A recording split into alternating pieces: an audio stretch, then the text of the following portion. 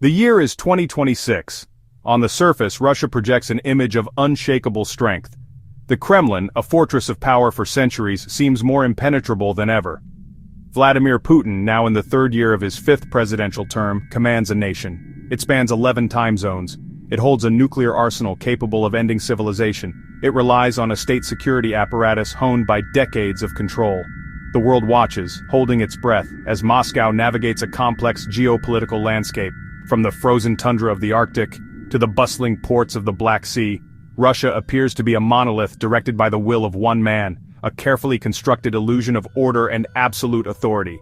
Beneath this veneer, silent currents of dissent have been gathering force. The digital world, a realm that respects no borders, and one that defies traditional control. This is my story. My name is Alexei Volkov, or it was. That name now belongs to a ghost, a file deleted from government databases, a man who officially no longer exists. Before my life was erased, I was a senior analyst within the FSB's Center for Information Security. My job was to protect the digital heart of the Russian Federation. I built firewalls, I hunted foreign hackers. I believed naively that I was a guardian of the state. I saw the system from the inside, a sprawling, intricate machine of power, money, fear. I understood its strengths, but more importantly, I knew its deepest, darkest vulnerabilities. That knowledge is why I am now in hiding, telling you this story. The first major public attack came without warning. It was a digital blitzkrieg targeting the very foundation of the state's financial power. In the space of 6 minutes, a sum of money so vast it was difficult to comprehend was vacuumed out of the system. $3 billion, not from a single account, siphoned in millions of microtransactions from offshore holdings of Russia's most powerful oligarchs, the men whose fortunes were intrinsically linked to Putin's own grip on power. The money vanished into the labyrinthine world of decentralized cryptocurrency, becoming utterly untraceable. This wasn't just theft, it was a statement. A shot across the bow of the Kremlin itself. The financial markets convulsed. The question echoed through the halls of power from the Kremlin to the Lubyanka: who are the Kavkaz wolves, our intelligence apparatus? Drawing a complete blank, were they a Chechen separatist group reborn, a foreign intelligence operation masquerading under a false flag, or something else entirely? We scoured old files, activated dormant informant networks in the Caucasus, and cross-referenced every known hacker with ties to the region. The results were maddeningly thin, like the group materialized out of thin air, fully formed and lethal. They had no history, no manifesto, no public face. The public silence from the Kremlin lasted exactly 48 hours. Then, the iron fist clenched. In a televised address to the nation, Vladimir Putin stood before the Russian flag, his expression a mask of cold fury. He did not name the Kavkaz wolves. He did not acknowledge the $3 billion theft. Instead, he spoke of a new insidious threat, a campaign of digital terrorism orchestrated by foreign enemies and their domestic collaborators. He declared a state of heightened national security. The speech was a masterclass in political theater, turning a moment of vulnerability into a justification for an even tighter grip on power. The message was clear. There would be no negotiation. There would only be retribution. The crackdown was immediate and brutal. Across the country, especially in the North Caucasus, the FSB and the National Guard launched a series of high-profile raids. They arrested dozens of tech professionals, academics, and activists with even the most tenuous links to Chechnya or online dissent. As the digital chase proved fruitless, the Kremlin shifted to a more traditional tactic: money. They believed that every man has a price, a core tenet of the system they had built. An order came down from the highest levels: find a weak link in the Kavkaz wolves and buy them. The offer was staggering, a figure that could make a king out of a commoner. $50 million in untraceable bearer bonds, a new identity, safe passage to any country in the world. All for one piece of information: the identity of the group's leader, the ghost we were calling Aslan. It was an offer designed to test the limits of loyalty and ideology. Finding a channel to even make the offer was a challenge in itself. We couldn't post it on a public forum, we had to be subtle. Using a captured low-level operative from a previous unrelated case, we sent a message into the dark web, a whisper into the encrypted ether. The message was simple, a string of numbers representing a Swiss bank account. What is your price? For 3 days, there was nothing. The silence from the wolves was unnerving. We began to think the message hadn't been received. The general grew impatient, cursing the subtlety of this new form of warfare.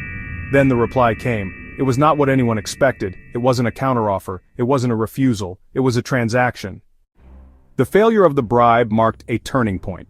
The Kavkaz Wolves escalated their campaign from financial disruption to psychological warfare. Their new targets were not bank accounts, but people. High-ranking government officials began to disappear. It started with a deputy minister of finance, a man deeply involved in managing the state's offshore assets. He left his fortified dacha for a morning meeting at the Kremlin, and simply never arrived. His armored limousine was found empty on the side of the road, doors locked, with no signs of a struggle. The driver was gone too. A week later, a senior general in the GRU vanished from a secure military base outside St. Petersburg. He was last seen on security footage walking down a corridor towards his office. He never entered it. The footage glitched for a single frame. Then he was gone.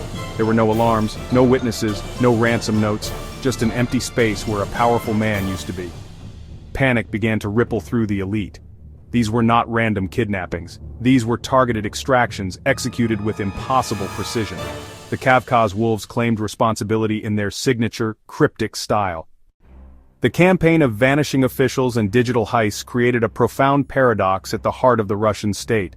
The more Putin tightened his grip, the more his power seemed to slip through his fingers. He had built a system based on absolute loyalty, but that loyalty was predicated on his ability to protect his followers and to reward them. The Kavkaz Wolves were systematically dismantling both pillars. They stole the rewards and proved that protection was an illusion. The very tools Putin used to maintain control, fear, and patronage were now being turned against him. This revealed a surprising contradiction within the Russian power structure. For years, the world saw it as a rigid, top-down hierarchy, with Putin as the unquestioned master. But the reality was far more complex.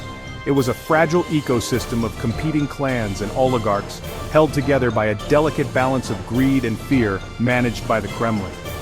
The wolves were not attacking the center directly. They were methodically cutting the threads that held the web together. By targeting specific oligarchs and officials, they were exacerbating old rivalries and creating new suspicions. In the midst of the chaos, as the state apparatus devoured itself in a frenzy of paranoia, the Kavkaz Wolves made their most audacious and mysterious move yet. It was not another hack, not another disappearance. It was a delivery.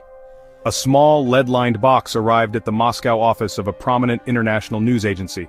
Inside, nestled on a bed of black velvet, was a single object. It was a flawless, pear-cut diamond of breathtaking size and clarity, weighing just under 100 carats, or less than 20 grams. There was no note, no symbol of the wolf, just the diamond itself. But the experts we rushed to the scene knew immediately what it was. It was the Orlov diamond, or rather, a perfect modern replica of it. The legendary original, a stone with a history steeped in love, theft, and imperial power, sits in the Kremlin's diamond fund, mounted in the imperial scepter of Catherine the Great. It is one of Russia's most iconic national treasures, a symbol of the empire's might and continuity.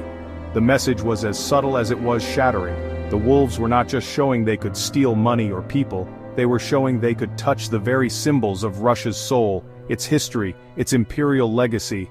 Had they stolen the real one and replaced it? Or were they merely demonstrating that they could? The Kremlin issued no statement. No official acknowledged the existence of the replica.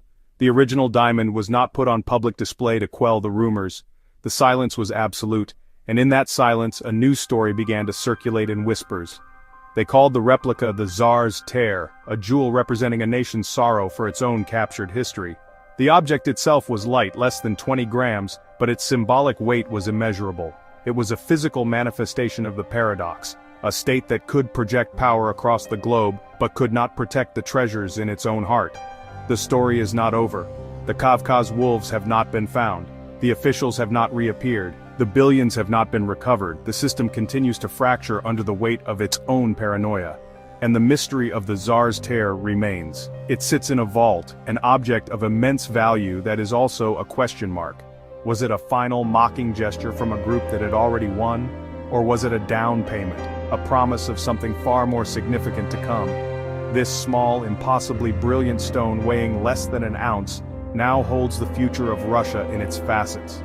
What does it mean for a nation when its greatest threat is not an army at the gates, but a truth it can no longer hide from itself?